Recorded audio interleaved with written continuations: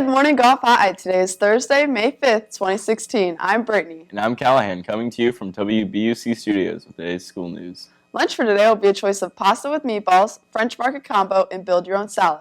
Remember, Bucks, we have free breakfast every day in the cafeteria. The word of the day today is rhetoric, the art of using language effectively and persuasively. Can you use it in a sentence, Brittany? Of course I can, Callahan. Since they are expected to make speeches, most politicians and lawyers are well versed in the art of rhetoric. And now to Carrie for today's weather forecast. Today we have a high of 78 degrees and a low of 60 degrees. There is a 10% chance of rain today, and the highs will dip into the 70s for the next 3 days, but will come back up into the mid-80s during the weekend. Enjoy the weather, Bucks. This day in history. I have a dream. In 1961, from Cape Canaveral, Florida, Navy Commander Alan Barrett Shepard Jr. is launched into space aboard the Freedom 7 space capsule, becoming the first American astronaut to travel into space. In 1862, General Charles Luttrell de Lorenzes sent 6,000 troops to attack Puebla de los Angeles. They fought from daybreak to early evening. The French finally retreated after losing about 500 soldiers. Today, Mexicans celebrate the anniversary of the Battle of Puebla as Cinco de Mayo, a national holiday in Mexico. Cinco de Mayo, or the 5th of May in English, is a celebration of Mexican heritage. Over the years, many people have come to believe that it marks the day of Mexico's independence, and that's, well, just wrong. The 19th century was particularly brutal for Mexico. After a bloody struggle to win its independence from Spain in 1821, the fledgling country fought America from 1846 to 1848, and then a civil war beginning in 1857. These conflicts left Mexico's economy ruined and its army exhausted. The nation had accumulated war debt and just couldn't repay its European backers. Mexican President Benito Juarez declared a 2-year suspension on its loans. That news didn't sit well with England, Spain, and France.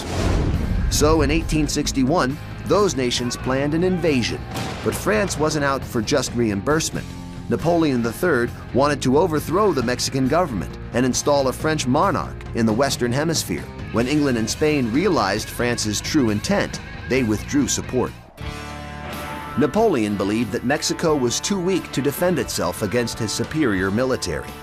In 1862, over 6,000 French troops landed at Veracruz and headed toward Mexico City. But a surprise was waiting. Mexican General Ignacio Zaragoza and a few thousand militiamen waited behind fortified walls in the city of Puebla. The French marched into town on the 5th of May. The outnumbered Mexicans opened fire, killing 1,000 French troops. After a 2-hour battle, the remaining French retreated. Word of the victory spread throughout Mexico, and Zaragoza became a national hero. Later that year, the city of Puebla was renamed Puebla de Zaragoza, and Cinco de Mayo was decreed a national holiday.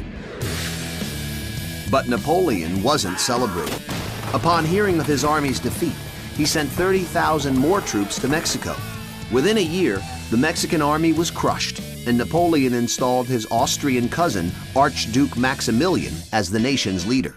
Maximilian's rule was shaky from the start. Most Mexicans were still emboldened by the Cinco de Mayo victory and celebrated the holiday with songs and dance while under French occupation. Mexico's future president, Porfirio Diaz, led an uprising in 1867 that finally overthrew the French army. Maximilian was shot and killed.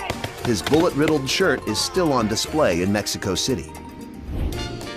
Cinco de Mayo had become Mexico's rallying cry. People remembered it with feasts, mariachi music, dancing, and picnics. The celebration continues today, both north and south of the border. In fact, commercial interests in the United States have made Cinco de Mayo very festive, even though many people aren't aware that the holiday is a tribute to General Zaragoza and his nation's resistance against foreign domination. Strange news for today. Tuesday morning in Boulder, Colorado, it took a village 2 hours to corral an uncooperative llama named Ethel, who escaped from her pasture and wandered near some busy roadways. On March 18th, in Pittsburgh, Meyer Williams was charged with causing nearly $24,000 in damage by spray painting 34 images of mostly peace signs on 13 downtown buildings. There are some volunteer opportunities for anyone interested at Regional Medical Center Bayonet Point as a teen summer volunteer program, but you must be at least 16 years of age or older. It begins June 9th and ends August 12th. There will be a mandatory orientation on June 4th from 9 a.m. to 11 a.m. If you're interested, pick up an application in Miss Donlan's office in the CRC. Prom's coming up fast. Tickets will be sold till the 12th for $80. Methods of payment now include debit and credit cards, so you can get yours today. A reminder for teachers and students that this Saturday is the HOSA yard sale between 8 a.m. to 12 p.m. They are accepting donations up to Friday this week, which is tomorrow. If you would like to donate any items, please drop them off in Miss Butler's room in 107 or email Miss Butler if you would like to have members pick up your donation instead. The yard sale is open to the community and they will be selling items like gently used prom dresses, fish tanks, golf clubs, clothing for adults, children, and infants, movies, music, books, tools, electronics, school supplies, and more. See you out there, Bucks. All track and field athletes, please return your uniform to Coach Lofton in room 225 or Coach Stone King in room 116 as soon as possible. If you don't, your name will be added to the no-go list. And here's a commercial about this year's yearbooks.